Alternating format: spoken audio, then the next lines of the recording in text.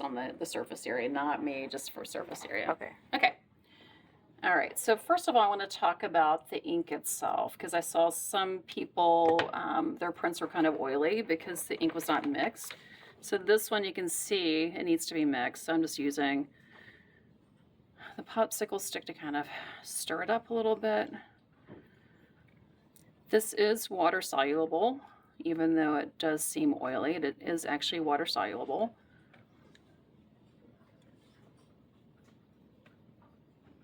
Okay, that looks pretty good. All right, so during your practice printing, you may have used wax paper, which I have that here. And actually, let me talk about the surface area. So I have the counter covered in white paper. I have newsprint over here, right? I'm using wax paper for ink. The newsprint, again, is for quick cleanup. All right, so take advantage of all of that so that ink does not go everywhere, because that's what it does do.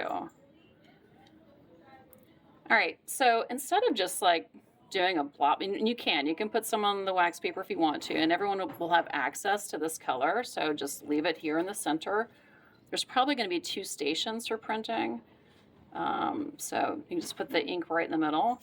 I'm just going to actually put it right on the plate. So this is the surface, the textured surface. I'm just going to smear it on. Okay, I'm not going to even really pay much attention to using the brayer because honestly it really doesn't matter. But you do whatever you want to do. No, I'm making a mess, right? The next thing I'm going to do is I'm going to just get paper towels, make a ball, and I'm going to just kind of do a circular motion, because what I'm doing is I'm pushing the ink into the etched areas. And you can see why, using a brayer is kind of a moot point, really. Just putting it on with the popsicle stick works just fine too. But whatever you want to do, it's fine too. The only reason why I'm adding some ink up at the top, even though there's no etching, is I actually like to have a little bit of background going on, and that does create kind of a lovely, kind of moody, atmospheric background. We want to just kind of, again, rub it into where we know there's not a lot of ink on it.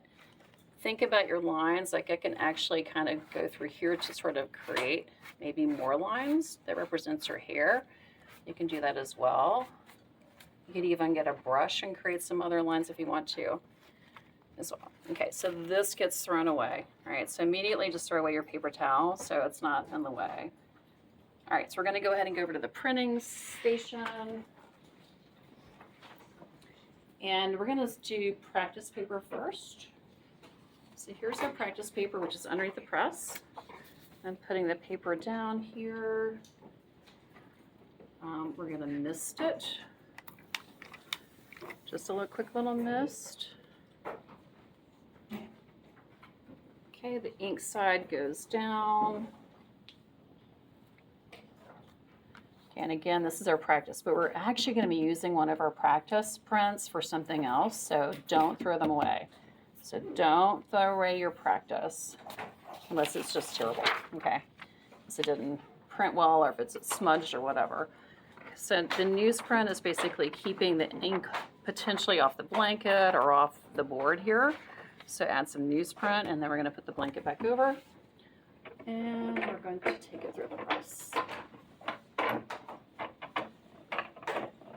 And you're going to feel the resistance as the plate gets picked up.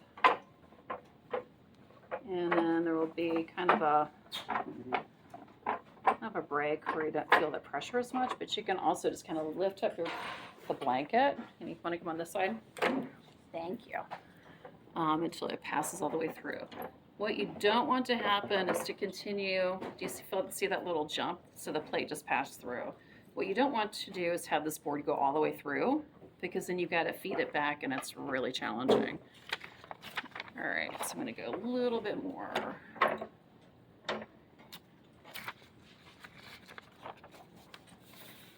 And there we go. And we can leave the newsprint for the next person. And here's our lovely practice print. All right, let's talk about our project paper, and that's going to be over here. And it is up here on this rack, okay?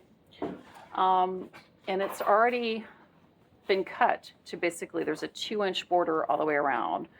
So again, this is going to be our project paper, our final print.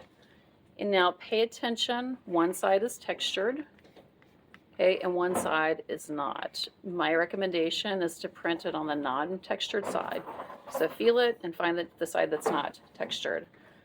What I did was I actually just put my plate down, kind of eyeballed 2 inches around. You can get a ruler if you want to. And I just quickly did some lines so I know that this is where I'm going to register my plate when I go to print. All right, and you can see my quick little marks here. This is just my quick registration, okay, for printing. So again, registration means it's right, it's centered, okay, that's not all crooked. Your project paper should still be clean. You maybe want to wash your hands in between, you know, once you've inked and then printing, so you're not getting ink all over your project paper. Okay, but the end result is you're going to have a couple practice prints and then one good final on your project paper. And that is it.